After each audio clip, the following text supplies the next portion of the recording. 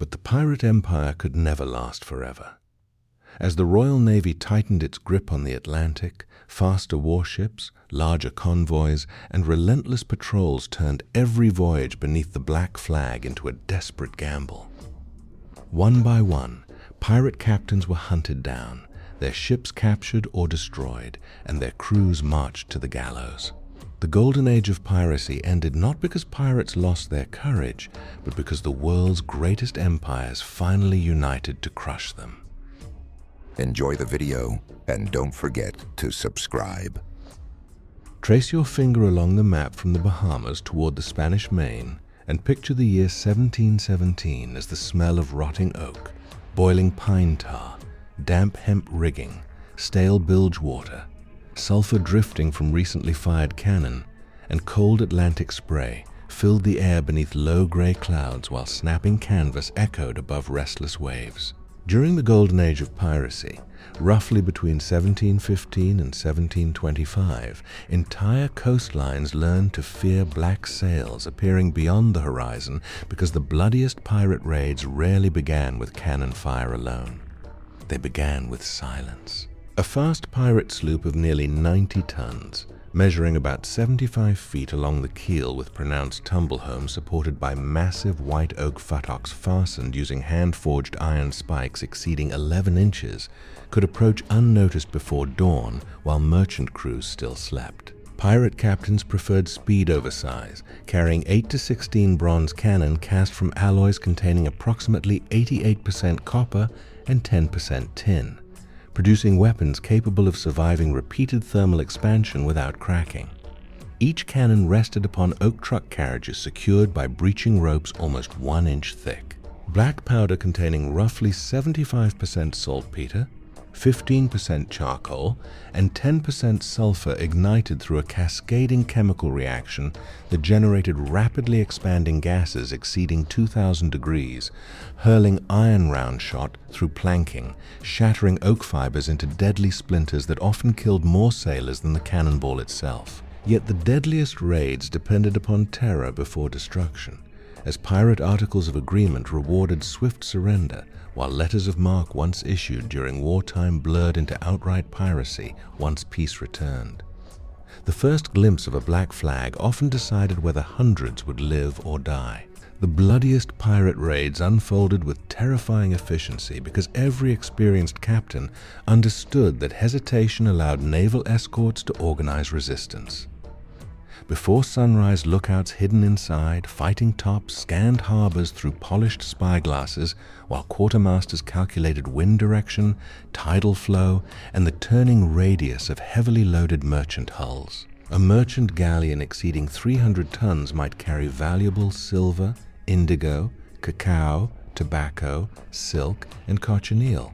Yet its great displacement reduced acceleration, making escape nearly impossible against lighter pirate sloops. Boarding began only after carefully measured broadsides smashed rudders, masts, and gun crews rather than wasting ammunition against the strongest sections of the hull. Iron grape shot burst across crowded decks, each canvas bag releasing dozens of iron balls that transformed open space into a storm of lethal fragments. Grappling hooks attached to tarred hemp cables crashed into bulwarks while boarders carrying cutlasses, boarding axes, flintlock pistols, and heavy belaying pins crossed between violently rolling ships. Fresh blood mixed with seawater flowing across oak planks already blackened by years of pine tar and salt. Carpenters desperately hammered oakum into shattered seams, even as musket balls punched through bulkheads. But careening performed months earlier could not save timbers ripped apart by concentrated artillery. Pirates targeted officers first because discipline collapsed once captains and mates fell. Survivors frequently reported hearing nothing except splintering timber, screaming rigging blocks, snapping stays, and the deafening concussion of bronze culverins firing almost point blank, while thick sulfur smoke covered the decks so completely that men fought shadows instead of faces. No place demonstrated this calculated brutality more clearly than the Caribbean ports repeatedly struck between 1716 and 1720, where pirate captains attacked not merely ships but entire communities. Small coastal settlements built from coral stone, hardwood beams, and lime mortar possessed little hope against crews hardened by years of Atlantic warfare. Armed launches carried dozens of pirates ashore before sunrise, while larger vessels remained offshore with gun ports open, their batteries ready to bombard warehouses, churches, and defensive earthworks if resistance continued. Powder magazines became immediate objectives because a single spark inside several hundred pounds of black powder could obliterate fortifications within seconds. Witnesses described roofs collapsing beneath iron shot weighing 9 or 12 pounds, masonry exploding into razor-sharp fragments, and timber doors reinforced with wrought iron straps splintering under repeated axe blows. Pirates understood logistics as well as violence.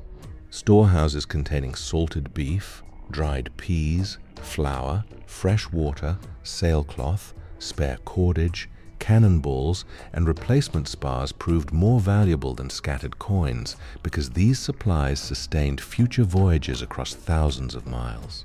Captured coopers, carpenters, surgeons, navigators, and blacksmiths were often spared, their specialized knowledge considered worth more than another chest of silver. Those who resisted, however, faced public executions intended to terrify everyone watching. Bodies sometimes remained hanging for days beneath the tropical sun while gulls circled overhead and salt air accelerated decay. Every raid spread panic far beyond the settlement itself because fleeing survivors carried stories across the Caribbean, warning merchants that another black sail might already be appearing beyond the next headland, with holds prepared for plunder and decks already stained by the blood of the previous conquest. Among the most infamous examples stood the raids associated with Edward Teach, better remembered as Blackbeard, whose reputation often defeated enemies before his weapons did. By late 1717, his flagship, Queen Anne's Revenge, displaced nearly 300 tons, stretched close to 100 feet along the gun deck, and mounted approximately 40 cannon after extensive modification. Her reinforced tumble-home distributed recoil through massive futtocks and deck beams, allowing repeated broadsides without catastrophic structural failure.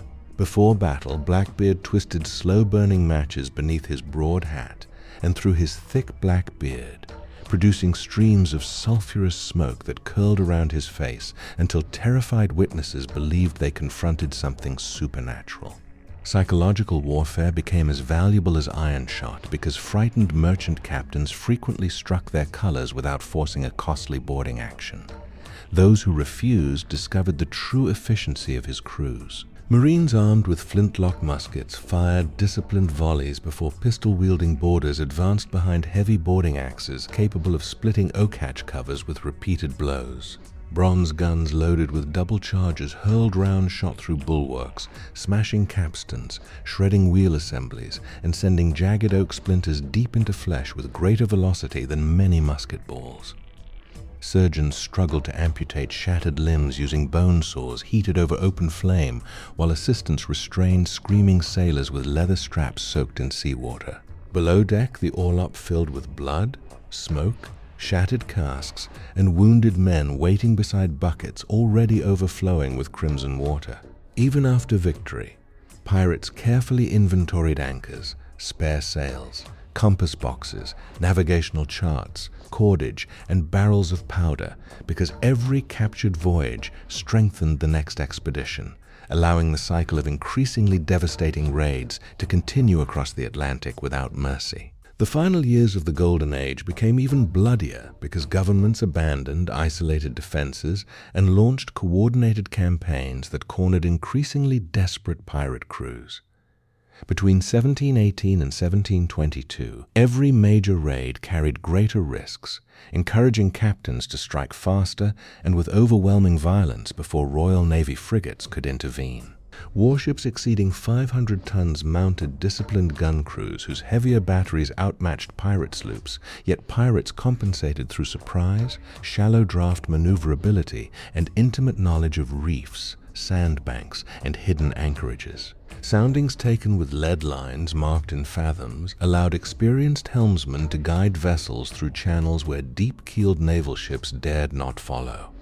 During assaults, powder monkeys raced cartridges from magazines protected by copper-lined doors while gun captains swabbed hot barrels with damp woolen sponges to extinguish glowing embers that could prematurely ignite the next charge. Every broadside demanded precise choreography measured in seconds as tackles hauled recoiling cannon back into firing position, handspikes corrected elevation, and coin wedges adjusted range before another deafening discharge shook the hull from keel to masthead. Smoke trapped beneath the gun deck mixed with sulfur, salt, sweat, and burning oak until breathing itself became painful. Above, riggers climbed shrouds despite musket fire to replace parted braces and secure torn canvas, knowing that the loss of a single topsail could determine whether a pirate escaped or swung from the gallows. By the time the era finally collapsed under relentless naval pressure, thousands had perished not only from steel and shot, but from fire, splinter wounds, infection, drowning, starvation, and the ruthless calculations that transformed every successful pirate raid into another step toward an even greater massacre. The bloodiest pirate raids ended not because violence lost its power, but because the world's greatest navies finally answered terror with relentless force. One by one, pirate strongholds fell, black flags disappeared beyond the horizon, and the Golden Age of Piracy drowned beneath cannon smoke, gallows, and the endless Atlantic that had once made pirates kings of the sea.